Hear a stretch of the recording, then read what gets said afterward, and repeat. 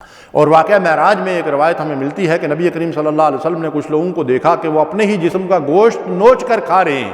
تو آپ نے پوچھا کہ یہ کیا ماجرا ہے؟ تو آپ کو بتایا گیا کہ یہ وہ لوگ ہیں جو دوسروں کو تانے دیا کرتے تھے. اعوذ باللہ من الشیطان الرجیم. ویل لکل ہمزۃ لمزہ. ہلاکت ہے منہ در منہ تانا دینے والوں اور پیٹھ پیچھے عیب لگانے والوں کے لیے. ویل کے ایک معنی ہے ہلاکت اور بربادی، اور دوسرا جہنم کی ایک وادی بھی ہے. تو گویا کہ تانا دینے والوں کے لیے یا تو ہلاکت اور بربادی ہے، جہنم کی وہ وادی ہے جس کا نام ویل ہے. فرمایا وَلَا تَلْمِزُوا أَنفُسَكُمْ وَلَا تَنَابَزُوا بِالْأَلْقَابِ. آپس میں ایک دوسرے کو تانے مت دو اور نہ کسی کو برے القاب سے یاد کرو. تانا کیوں دیا جاتا ہے؟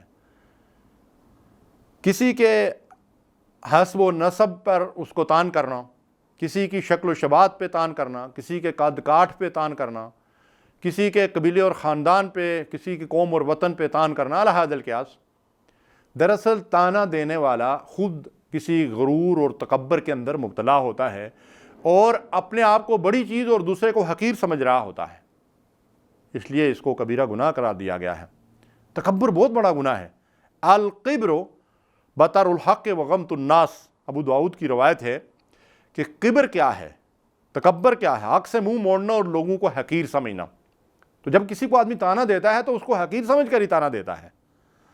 صحیح مسلم کی روایت ہے، نبی صلی اللہ علیہ وسلم نے فرمایا لا يدخل الجنہ. جنت میں داخل نہیں ہوگا کون؟ من کان فی قلبہ مثقال ذرۃ من کبر. جس کے دل میں رائی کے دانے کے برابر بھی اپنی بڑائی کا گمنڈ ہوگا، غرور ہوگا، تکبر ہوگا، وہ جنت میں داخل نہیں ہو سکتا.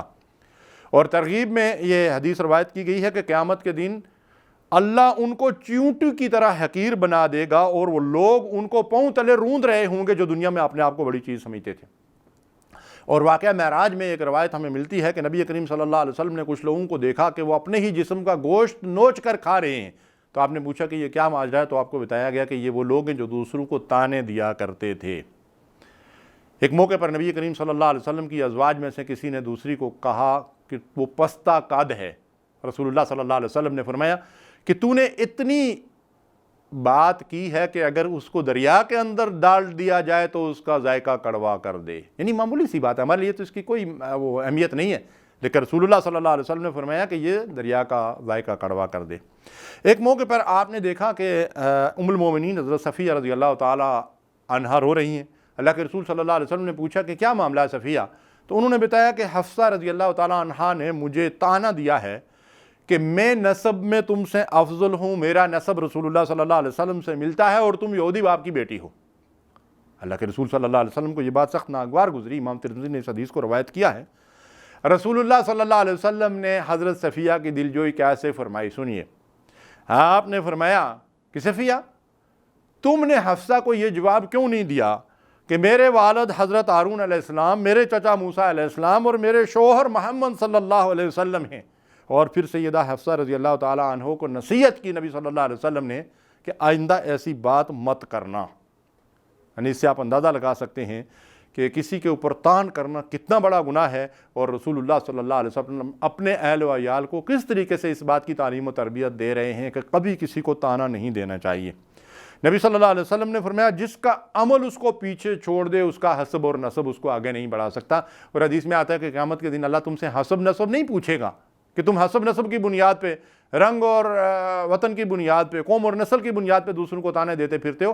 فرمایا قیامت کے دن اللہ تمہارے عمل کو اور تمہارے دلوں کو دیکھے گا. ان اکرمکم عند اللہ اتقاکم. اللہ کے نزدیک معیار کیا ہے؟ تقوی، پرہیزگاری، اللہ سے تعلق، اس کا خوف اور اس سے ڈرتے ہوئے زندگی بسر کرنا. تو ہمیں چاہیے کہ کبھی کسی کے اوپر جو ہے وہ طعن نہ کریں کہ یہ بہت بڑا گناہ اور اللہ کی ناراضگی اس کا سبب ہے. وآخر دعوانا الحمدللہ رب العالمین. اللہم صلی علی سیدنا محمد وعلی آلہ وصحبہ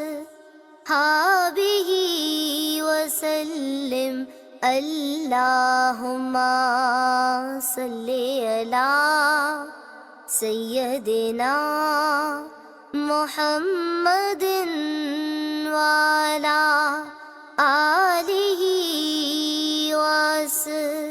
हाबिही वसल्लिम।